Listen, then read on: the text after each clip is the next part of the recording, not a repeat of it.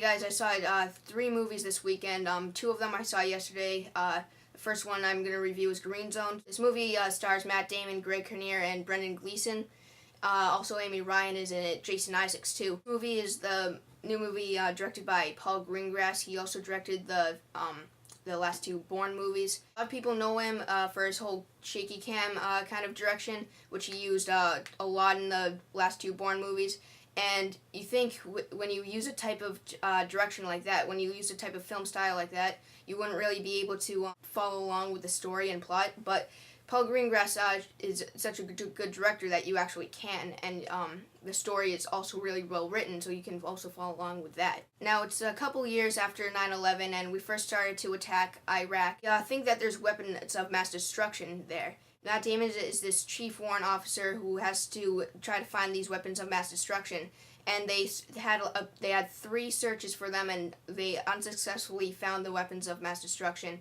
And on his 4th operation to try to find them, Matt Damon is approached by this Iraqi who says he has information on this meeting he saw, and they bust into the place where they're having the meeting and find out the host of it was this high official. The thing about this movie is you look at this movie and then another movie taking in the same place, like The Hurt Locker, and it is so different from back then in 2003 when we actually had a lot of operations to do. A lot of questions were raised. We had a lot of ideas that were found out not to be true. But now we look here in modern times in Iraq. There's like absolutely no point in being in Iraq, but I won't talk too much about The Hurt Locker. Now, Green Zone. I think this is a very well done movie, especially for the pacing. Ultimatum, which was directed by Paul Greengrass, won Best Editing, and I think the editing was really shows here, because you are definitely able to be really entertained, have your heart racing while you're really following along to the story really well. And the last scene has a lot of action in it, but for the most part, the action really blends in well with the story. I will also say, I think I don't know about if I rewatched The Bourne Ultimatum, but from my viewing experience in theaters with The Green Zone, I think I enjoyed this more than The Bourne Ultimatum. Damon is of course really good in here. He's an excellent actor. You know, you can always expect a really good performance from him.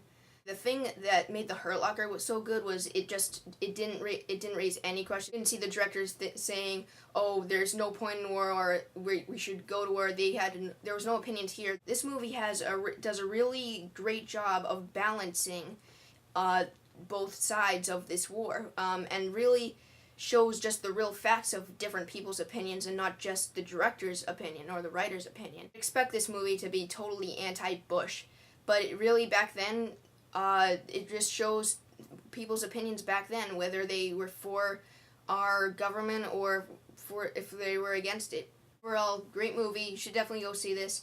I'm going to give it a 4 out of 5. I think it's the 2nd best movie of the year so far, next to Shutter Island. So stay tuned for the next 2 reviews I'm going to do.